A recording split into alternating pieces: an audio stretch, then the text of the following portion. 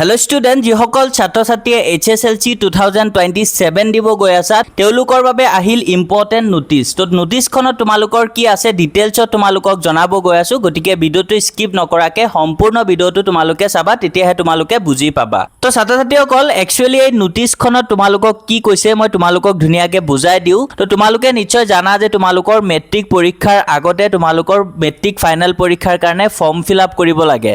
তো form fill up কৰাৰ সময়ত তোমালোকৰ বেংক একাউণ্ট বাধ্যতামূলক। বৰ্তমান আগতে বেংক একাউণ্ট নহ'লেও তোমালোকৰ ফৰ্ম ফিল আপ হৈ গৈছিলে, কিন্তু বৰ্তমান তোমালোকৰ ফৰ্ম ফিল আপৰ সময়ত বেংক একাউণ্ট নাম্বাৰটো লাগিবই, মেণ্ডেটৰী হয়। আৰু বেংক একাউণ্ট নাম্বাৰ যদি তোমালোকৰ নাথাকে তেনে ক্ষেত্ৰত কিন্তু তোমালোকৰ ফৰ্ম ফিল আপ কৰিব নোৱাৰিবা। তো তোমালোকে জানাই যে তোমালোকৰ ফৰ্ম ফিল আপ অক্টোবৰ মান্থৰ ফাৰ্ষ্ট উইক মানৰ পৰা ষ্টাৰ্ট হ'ব।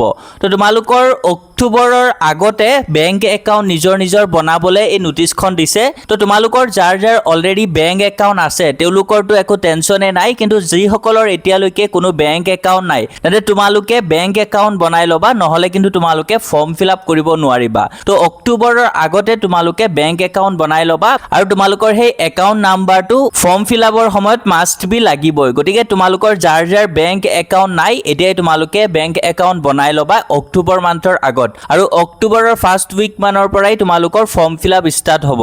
তো নোটিছখনত এইটোৱে কৈছে তোমালোকৰ যিসকলৰ বেংক একাউণ্ট নাই তেওঁলোকে বেংক একাউণ্ট বনাবৰ কাৰণে অক্টোবৰ মান্থৰ আগতে, কিয়নো অক্টোবৰৰ পৰা তোমালোকৰ ফৰ্ম ফিল আপ ষ্টাৰ্ট হ'ব, আৰু সেই ফৰ্ম ফিল আপৰ সময়ত তোমালোকৰ ইণ্ডিভিজুৱেল বেংক একাউণ্ট নাম্বাৰ লাগিব।